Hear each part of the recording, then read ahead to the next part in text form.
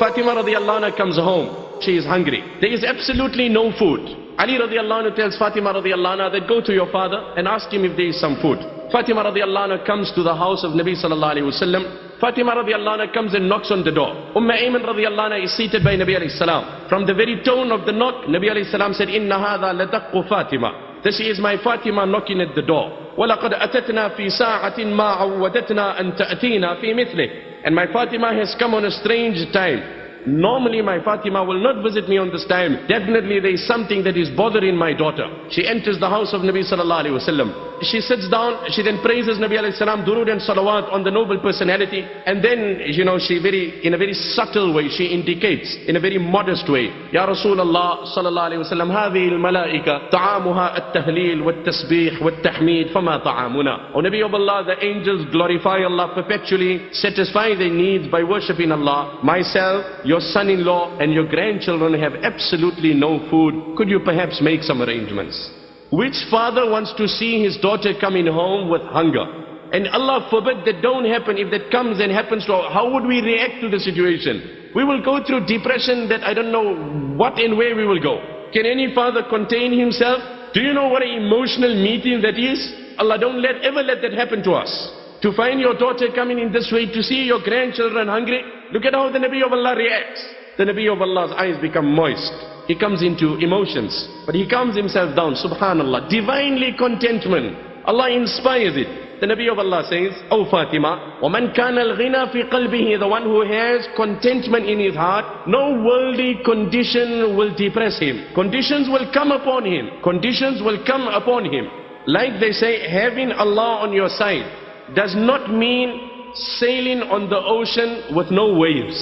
It doesn't mean that. But having Allah on your side means sailing in such a ship which no storm can sink. That is what it means. It doesn't mean you will not have storms. You will have storms, you will have waves. But when you have Allah on your side, no storm will sink that ship. So the Nabi of Allah then tells his daughter, O Fatima, if you want, I will give you 5 sheep which someone brought and gave to me. I give it to you. You take it home, slaughter it and eat it. And if you want, عَلَّمْتُكِ خَمْسَ كَلِمَاتٍ عَلَّمَنِيهِنَّ جِبْرِيلٌ. Or otherwise I teach you 5 words, 5 ayat, 5 du'as, which if you recite will soothe you, satisfy you, your hunger, your depression, your pain, your agony, today, tomorrow, when your father is around and when he's gone. We learn from these ahadith that there is a price for this divine joy. There was nothing wrong for the Nabi of Allah to say, here my daughter, take the sheep also and take the du'as also. But he didn't do that. He said, take the sheep or the du'a, one of the two. Bearing in mind, this is a father who sees his own daughter hungry. There is no words of any language that can translate the emotions of such a father. And Fatima, whom my Nabi loved the most, Man ahabbaha faqad ahabbani, wa man aadaha faqad aadani. Whoever loves my Fatima loves me. Whoever dislikes my Fatima dislikes me. Hassan and Hussein, the coolness of my eyes. She said, O Nabi of Allah, I will prefer those 5 words. I will prefer it. Nabi alayhi salam says, okay, then say after me, O my daughter, Ya awwal al-awwaleen, wa ya akhir al-akhirin, wa ya rahim al-masakin, ya dhal quwwati al-mateen, ya arham al-rahimin. She takes this, she reads this, she goes home, she returns to her husband. Imagine your wife send you with a shopping list and you come back with a dua. Never mind, you just come back with a different item and you know what happens.